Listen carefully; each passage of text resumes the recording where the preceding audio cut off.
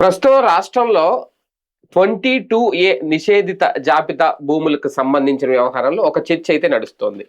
Okay, నిజంగా రైతుల దగ్గర నుంచి లేదంటే రైతుల స్వార్జితం, రైతుల కష్టం, ఆ భూములను కూడా ఈ నిషేధిత జాబితాలో చేర్చారా అనేది ఒకటి. ఎందుకంటే ఏబి వెంకటేశ్వరరావు లాంటి వాళ్ళు రేజ్ చేసిన అంశం. అంతేకాదు, ఆయన రోల్ బ్యాక్ 22A అనే నినాదంతో ఒక ఉద్యమం కూడా మొదలుపెట్టారు. మన ఆస్తి, మన హక్కు, మన స్వార్జితం, ఇవన్నీ కూడా చెప్పుకొచ్చారు. కానీ వారసత్వ భూములు లేదంటే రైతుల స్వార్జితాలు గనక నిజంగా అందులో యాడ్ చేస్తే అది పెద్ద వివాదం అవుతుంది.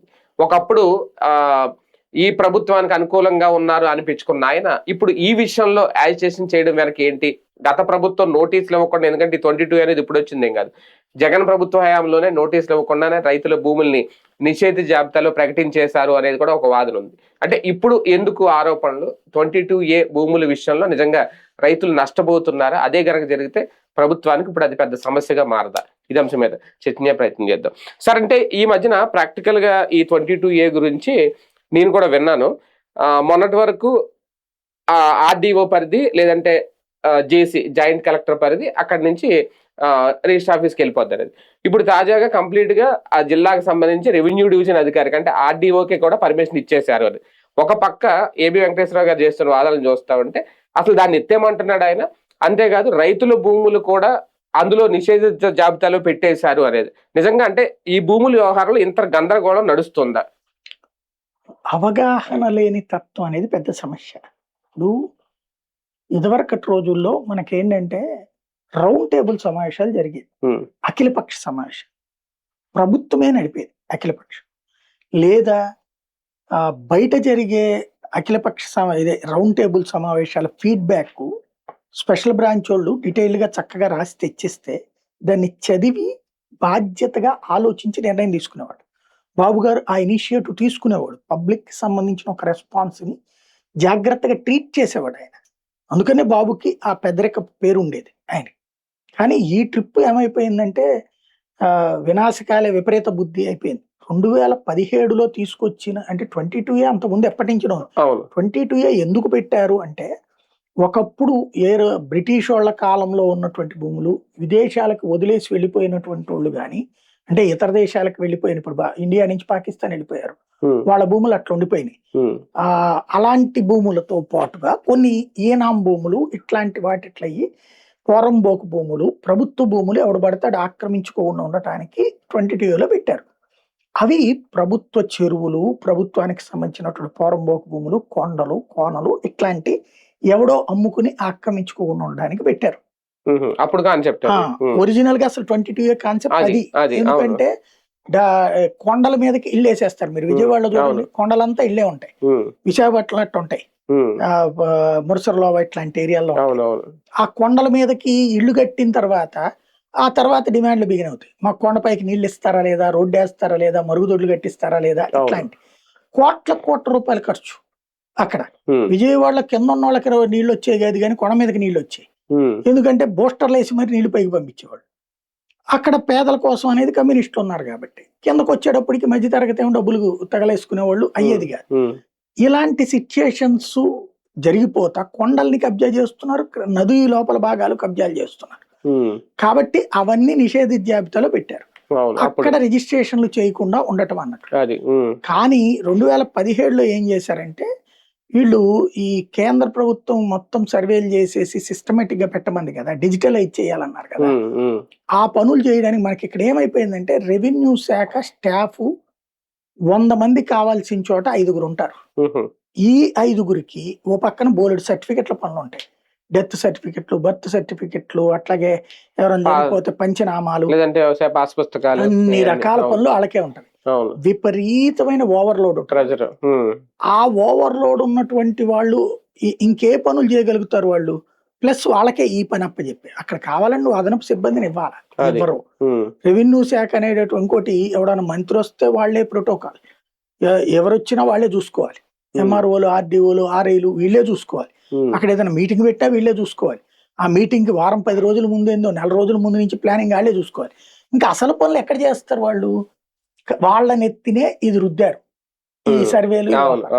వాళ్ళని రోజు ప్రెషర్ చేస్తారు, మీరు అర్జెంట్ గా ఇంకా ఏంటి ఇంకా ఏంటి ఇంకా ఏంటి అని. వాళ్ళు ఏం చేశారు, తొందరగా క్లియర్ చేయాలి కానీ ఫీల్డ్లోకి వెళ్ళి చేయలేము కాబట్టి ఏదైతే వాళ్ళు అట్లా సర్వే చేయలేదో అవన్నీ తీసుకొచ్చి దీంట్లో వేసి పడేశారు. ఓకే. అవన్నీ తీసుకొచ్చి దీంట్లో వేసేసారు.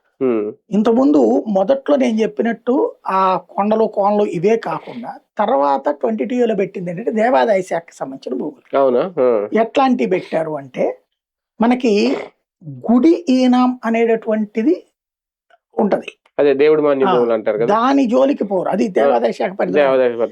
అది కాకుండా అర్చక ఈనాం అంటారు, లేదా ఈ మన దాన్ని ఏమంటారు వాయిద్యగాళ్ళకి సంబంధించి మంగళకి సంబంధించి ఇట్లాగా ఆయా వృత్తులు చేసే వాళ్ళకి అట్లాగే అన్నదానానికి ఈనాం ఇట్లాగా ఉంటాయి. ఇవన్నిటి ఇదివరకు దేవాదాయ శాఖలో ఉండే కాదు, అవి అర్చకుల చేతికి ఇట్లాంటివి ఉండే. వాళ్ళు అది తరతరాలు అనుభవించాలే కానీ అమ్ముకోకూడదు. ఎందుకని, అది దాని మీద వచ్చే ఫలసాయాన్ని వాళ్ళకి అందించమన్నారు కానీ రాసినోళ్ళు అమ్ముకుంటే అక్కడితో అయిపోతుంది, ఆ తరంతో అయిపోతుంది. రాసినోళ్ళు భవిష్యత్ తరాల్లో ఆలయాలు బాగుండాలని రాశారు తప్పించి ఈ తరమోడు తినేసి బతికేమని కాదు రాసింది. కాబట్టి అట్లాంటి వాటిని 22A పెట్టారు. దేవాదాయ శాఖ ఇష్యూ సపరేట్ భూములు, ఈ 22A సపరేట్. ఇట్లాగా అర్చక ఏనామని, తర్వాత ఈ అక్కడ ఉన్నటువంటి వాయిద్యగాళ్ళకి సంబంధించినటువంటి ఏనామని, మంగళకి సంబంధించినటువంటి ఏనామని, ఇట్లాంటివి ఏవైతే ఉన్నాయో ఇవన్నీ దాంట్లో పెట్టారు. వాటికి తోడు వీళ్ళు ఏం చేశారంటే ప్రజలు ఉండే అన్నిటిని కూడా తీసుకొచ్చి వీళ్ళు ఏవైతే సర్వే చేయలేదో అవన్నీ తీసుకొచ్చి యాడ్ చేసి పడేశారు ఇందులో. ఎందుకు చేయలేదు కాబట్టి చేసేదాకా వీళ్ళ ఉద్దేశం. మనం మామూలుగా నోట్ల కట్టలు లెక్కేయమని మనకి ఎవరైనా ఇచ్చారనుకోండి, లెక్కేసినా పక్కన పెడతాం, లెక్కైనవి కొన్ని ఉన్నాయి, ఇది మళ్ళీ లెక్కేద్దామని ఈ పక్కన పెడతాం, అట్లాగా ఈ పక్కన పెట్టేశారు. దాన్ని తర్వాత విషయం తెలుసు తీసేయాలి, 18 కల్లా తీసేయాలి. కానీ ఇది ఆ నిషేధ నుంచి బయటికి తేవడానికి ప్రయత్నించిన వ్యక్తులు తీసిన డబ్బులు వీళ్ళలో ఆశ పుట్టించినాయి. ఇప్పుడు నాది రేపు పొద్దున అమ్ముకోవాలి, తెర చూస్తే ఇక్కడ రిస్ట్రిక్షన్ వచ్చింది. ఎట్లాగా, నేను ఆర్ఐ దగ్గరికి వెళ్ళా, ఎంఆర్ఓ దగ్గర తీసుకెళ్లారు, ఎంఆర్ఓ ఆర్డీఓ దగ్గర తీసుకెళ్లాడు. సరే ఇది ఎందుకు పెట్టారా అనవసరంగా నిషేధం, ఎవరు పెట్టమన్నాడు ఇది అని గదవాయించేశాడు. గదవాయించి తీసేద్దాంలే రేపు పొద్దున కలవండి, మళ్ళీ మీరు అప్లికేషన్ ఒకటి ఇవ్వండి అన్నారు, అయిపోయింది. ఇక్కడ ఈ ఎంఆర్ఓ లేకపోతే వీళ్ళకి ఏం లెక్క వచ్చింది, వీళ్ళందరికి కలిపి ఇదివరకు వీళ్ళకి కొనుక్కున్న టైంలో వచ్చేటప్పటికి అది 1 కోటి రూపాయలు, 10 లక్షలు 5 లక్షలు అది వీళ్ళకి, ఇవాళ అది 1 కోటి రూపాయలు అయింది. ఇవాళ ఈ 1 కోటి రూపాయలు మనం నిషేధం పెట్టడం వల్ల అది అమ్మలేడు. కాబట్టి ఎంత నాకు అది మొదట్లో 10%, తర్వాత 20%, తర్వాత 50-50 స్టేజ్కి వచ్చేసి 50% ఇస్తే నేను నిషేధం నుంచి తీసేస్తాను. ఇక్కడ అసలు సమస్య ఏమొచ్చింది, నా ఆస్తి నేను అనుభవిస్తున్నా, వ్యవసాయము చేస్తున్నా, ఉంటున్నా ఇంట్లో, ఇవన్నీ నిషేధం నేను అమ్ముకోలేను. పైగా కొన్ని వారసత్వం కూడా వస్తాయి, వారసత్వమే అమ్ముకోలేరు అంతే, వారసత్వంలో అమ్ముకోలేని అవి వీళ్ళు నిషేధం జాబితాలో పెట్టేశారు. వ్యవసాయం కూడా చేసుకుంటారు, దాని మీద పది పొందుతారు. అది దాని వల్ల ఏమవుతుంది, రాత కోతలతో జరిగే కొన్ని ఉంటాయి. రాత కోతలు ఇప్పుడు ఇది 1 కోటి రూపాయల వాల్యూ, రాత కోతల్లో 30 లక్షలు ఇస్తాను, నేనేం చేయాలి తర్వాత నువ్వు కనుక అడ్డం తిరిగితే అంటాడు. కాబట్టి రాత కోతలతో జరిగేదానికి ఇంత లాస్ అవుతుంది, 70% 80%. ఒక రకంగా ఇలా రిలీజ్ చేయడం కూడా ఆ భూ యజమాని, ఒక రకంగా యజమాని అనాలి, వాళ్ళకి లాభమే కదా, నష్టమే ఉంటది. ఏది రిలీజ్, నిషేధిత జాబితా నుంచి ఇప్పుడు వాళ్ళు రిలీజ్ చేస్తే వాళ్ళు ఎవరికైనా రిజిస్ట్రేషన్ చేసేసుకుని కదా అడుగుతుంది, వీళ్ళు చేయట్లేదు కదా. అదే, అవును, చెయ్యకూడదని గవర్నమెంట్. ఇప్పుడు మొన్న వీళ్ళందరూ కూడా వాస్తవానికి ఫస్ట్ ఇష్యూ బయలుగులోకి తెచ్చింది ఎవరయ్యా అంటే జనసేనలో ఇదివరకు ఉన్నటువంటి తిరుపతికి సంబంధించిన డాక్టర్ ఉంటారు బాబు అని, జనసేన ఉండేవారు ఇదివరకు అధికార ప్రతినిధి కూడా. ఆయన హాస్పిటల్కే ఇరికిచ్చారు, అది ఇట్లా ఆయన కొన్న వాటిని నిషేధంలో పెట్టారు, ఆయన భవనాలనే ఏడిపించుకు తిన్నారు. ఇలాగ అధికారుల చుట్టూ తిరిగి తిరిగి విసుగు చెంది అప్పుడు మిగతా వీళ్ళందరినీ కలుపుకున్నారు. ఆయన ఏవి వెంకటేశ్వర గారిని, నల్లమూతుల చక్రవర్తి గారిని, వీళ్ళందరినీ కలిపి ఆయన ఒక మీటింగ్ పెడితే 500 మంది జాయిన్ అయ్యారు. రాష్ట్ర వ్యాప్తం కొన్ని వేల మంది ఆయనకి మెయిల్స్, మెసేజ్లు, ఫోన్లు పెట్టారు. ఏంది మేము కూడా జాయిన్ అవుతాం తిరుపతిలో ఒక ఆఫీస్ కూడా ఏదో పెట్టారు కదా వీళ్ళు దీనికి సంబంధించి. ఇక అక్కడి నుంచి అప్పుడే మనం ఇంటర్వ్యూ కూడా చేసాం ఆయన బాబు గారు. ఆయన అదే చెప్పుకొచ్చారు, ఇంత దారుణంగా ఉందండి పరిస్థితి అనేసి. తర్వాత ఏబి వెంకటేశ్వరరావు గారు కూడా మనం ఇంటర్వ్యూ చేసాం. వాళ్ళు చెప్పుకొస్తుంది ఇదే, లంచాలకు అలవాటు పడ్డటువంటి రెవెన్యూ వాళ్ళు అది విముక్తి చేయదలుచుకోవాలి. తప్పు చేసింది ప్రభుత్వం. ఆ ప్రభుత్వమే సింపుల్ జీవో ఏంటంటే 2017లో ఏవైతే 22లో పెట్టారో అది విముక్తి చేస్తున్నాం, జీవో రివర్స్ చేస్తున్నాం, లేదా జీవో క్యాన్సిల్ అంటే అయిపోతుంది. అదే కదా సింపుల్. అలాంటిది చెయ్యకుండా ఎందుకు ఆపుతున్నారు? మొన్నటిదాకా ఎంఆర్ఓ ఆర్డీఓ అయిపోయి ఇప్పుడు ఐజీ చూస్తాడు. ఇప్పుడు ఐజీ దగ్గరికి వెళ్తే ఇంకో పెంట తప్పించి ఏం సక్సెస్ అవుతుంది? అది ఎందుకని? ఈ మంత్రికి అవగాహన లేదు దాని మీద, ఆ రెవెన్యూ కార్యదర్శికి అవగాహన లేదు దాని మీద. నీ ముడ్డి కింద నొప్పి వస్తే తెలుస్తుంది, నీ ఆస్తికి తేడా అవుతుంది. వెంకటేశ్వరరావు గారి ఆస్తి కూడా అట్లాగే ఇరికిచ్చారట ఆయన కూడా, నేను ఎక్కడో చెప్పుకొచ్చారు అట్లా. అంటే ప్రతి ఒక్కళ్ళ ఆస్తిని, అంటే ఏళ్ల తరబడి దశాబ్దాల తరబడి అనుభవిస్తున్న ఆస్తులకి అర్జెంట్ గా తీసుకొచ్చి నిషేధంలో పెట్టి అమ్ముకోలేకుండా చేసి అర్జెంట్ గా పాపర్ని చేసి రోడ్డు మీద నుంచో పెట్టారు. అది చేసిన తప్పును సరిదిద్దుకోండి అంటే నోరు మీద పక్కపోగా మీరు వాళ్ళకమ్ముడు పోయారు వీళ్ళకమ్ముడు పోయారని స్టేట్మెంట్ సార్. అప్పుడు జగన్మోహన్ రెడ్డి హయాంలోనే చెప్పాడు ఆయన, 100 ఏళ్లకు సంబంధించి సర్వే చేస్తున్నా, ఏ భూములైనా ఇంక మీ పేరు మీద ఉంటే మార్చడం. ఓకే, తర్వాత దాన్ని వీళ్ళు వచ్చిన తర్వాత ఏదో రాగానే ముందు మొదటి సంతకం 2వ సంతకం ఏదో పెట్టారు బాబు గారు, అయిపోయింది. అలాంటి సర్వేలు కరెక్ట్ గా జరిగి ఉంటే ఇలాంటి ఇబ్బందులు ఉండవా? అంటే జరగనివ్వరు. మీకు భూమి అనేటటువంటిది ఒక పెద్ద సెంటిమెంట్ ప్రతి ఒక్కరికి.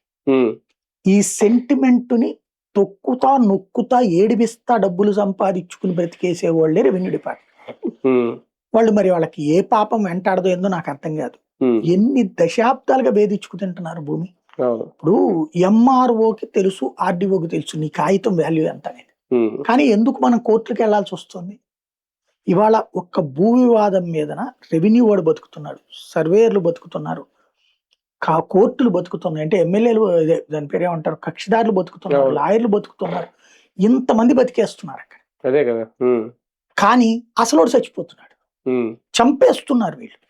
వ్యవస్థీకృతమైనటువంటి లోపం. దీన్ని పరిష్కరించడానికి జగన్ తీసుకొచ్చింది ఒక మంచి కాన్సెప్ట్. అయితే ఆ 22 వేరు, ఈ 22 వేరు. జగన్ ఇద్దామనుకున్న ఇల్లు ఇవి, ఈ ఏమో దేవాదాయ శాఖ ఇట్లా వారసత్వం వచ్చింది, భూములు మొత్తం పట్టాల భూములు ఇవన్నీ కూడా. ఇక్కడ ఇవి తేల్చేటటువంటి సందర్భంలో పెంట పెడుతున్నారు. ఇది రెవెన్యూ వాళ్ళు కావాలని ఏదో ఒక లిటిగేషన్ పెడతారు. వాళ్ళు చెప్పింది చాలా గొప్పగా చెప్తారు, సార్ మీరు కింద స్థాయిలో ఉంటే వర్కౌట్ కాదు సార్, ఇంకోటి సార్. ఎందుకండి? ప్రతి ఎంఆర్ఓ పరిధిలోకి మాజీ ఎంఆర్ఓ, మాజీ ఒక సర్వేయర్లు వీళ్ళని పెట్టేసేసి ప్రతి ఎంఆర్ఓ పరిధిలో ఒక కమిటీని వేసి ఆ ఎంఆర్ఓ ఆధ్వర్యంలో అక్కడ మీటింగ్ జరిగిపోవాలి. ఆ భూములు వీటి ఫస్ట్ ఒకటి జీవోతో ఆ రోజున ఏవైతే నిషేధాలు పెట్టారో అవి తీసేసేయాలి, నెంబర్ 1. రెండవది భూ సమస్యలు అనేటటువంటిది సొల్లి కబుర్లు చెప్తా కలెక్టర్కి ఎంత పత్రం ఇచ్చాం, మాకు ఎంత పత్రం ఇచ్చారు, మేము చూస్తున్నాం చేస్తున్నాం అనే పూచుకోలు కబుర్లు మానేసేసి నేను చెప్పినట్టు ఒక కమిటీ వేసి ఆ కమిటీ ఆధ్వర్యంలో కాగితం చూడగానే తెలిసిపోతుంది ఎవరిది పాతది, ఎవరిది కొత్తది, ఎవరిది నిజం, ఎవరిది అబద్ధం అన్నటువంటి. ఆ కమిటీలో డిసైడ్ చేసేమనండి. ఈ కమిటీ చెప్పేయాలి, ఇదిగో ఇది నీ ఆస్తయ్యా, ఇది నీది కాదు పో అనేటటువంటి. వీళ్ళు అప్పీల్కి వెళ్ళాలంటే పైన ఇంకొక అథారిటీ ఆర్డీఓ స్థాయి, ఆ పైన కలెక్టర్ స్థాయి. సింపుల్. కలెక్టర్ తో అయిపోతే హైకోర్టు తప్పించి ఇంకెక్కడికి పోవడానికి లేదు అని చట్టం తెచ్చేస్తే అయిపోతుంది కదా, సమస్య పరిష్కారం అయిపోతుంది కదా. ఇక్కడ కమిటీలు వేయాలి. ఎంత చిత్తశుద్ధి ఎవరికి ఉంది? అవసరమైతే నువ్వు యూజర్ ఛార్జీ వసూలు చేయి, వాళ్ళనేదో 500 1000 కట్టమను, దానికి అయ్యే ఖర్చులు ఆ డబ్బుల్ని వాళ్ళ జీతాలకి మాజీ ఎంఆర్ వాళ్ళకి. సింపుల్ గా పరిష్కారం. అలా చేద్దామన్న చిత్తశుద్ధి ప్రభుత్వానికి లేదు.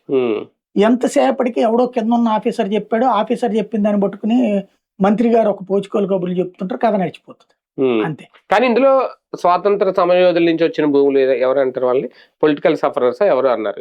ఫ్రీడమ్ ఫైటర్స్, ఫ్రీడమ్ సఫరర్స్ కూడా. అంటే ఆ భూములు విషయంలోనే ఇప్పుడు ఇబ్బంది వస్తుందా? అవి కూడా ఇలా కలిసిపోయినాయి, వివాదాల్లోనే ఉన్నాయి.